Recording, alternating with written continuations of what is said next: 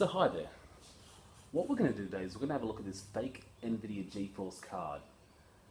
Now with the card itself, it says, according to the box here, that it's a GTX 960 4GB.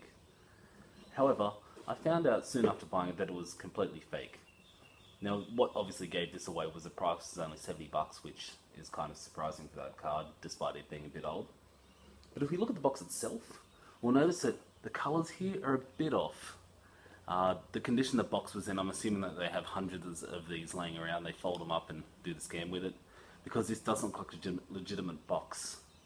However, if we open up this box, we've got a nice bubble wrap job there with anti-static. I'm just going to open this a bit further away so you don't get all the crackling.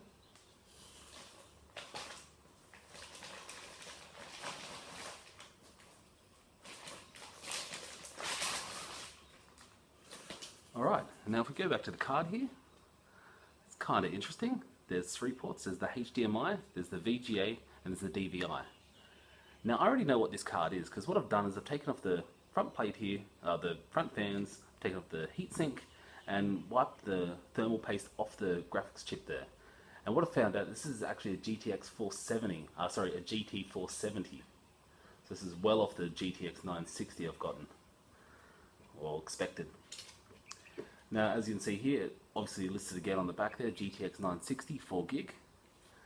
Now, what I've noticed here is not just the only that seller, is that there's plenty of others that are doing the same scan with. So with the GTIs, they're doing it as well. Now, if we go to in the box here, so we'll see what we've got with it. We've got our Molex to 6-pin power, which is kind of nice to have, although I don't think this is great quality. It does feel kind of flimsy. We have the screws, which is brilliant. And we also have, what I've actually taken out of the box by accident, this. Now this is a graphics CD. Now I'm not sure if you can see that, but we've got nvidia and we've got AMD there, with obviously some Chinese writing it looks like, which is a massive red flag there, because seeing those two companies shipping this graphics on the same card with their apparent nvidia box is just not going to happen. We look at the back, however, it looks like it's pretty legitimate. There's no kind of green backing that looks like it's been printed on a average CD. But yeah, as we can see there, they're doing this with a lot of different products. We can assume from this that they're doing with AMD, as well as the nvidia ones. I personally have seen it with the 960, and this 960 is what I've been done with. I did get my money back. I had to contact the seller. It was a lot of fighting. He tried to screw me out of my money. I ended up getting in contact with eBay and getting it all sorted out.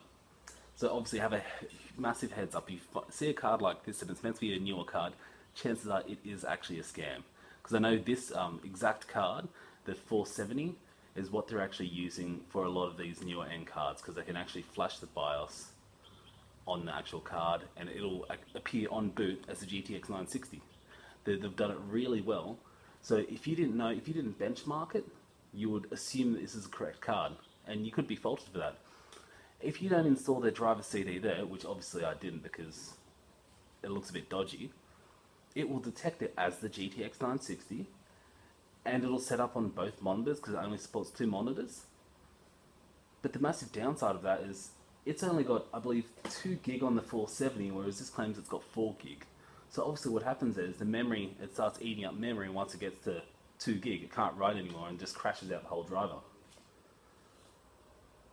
Which is kind of unfortunate. So now I've got this garbage card that I can't really do anything with, and it's no good to anyone. But it's really good how they've got so intricate in it.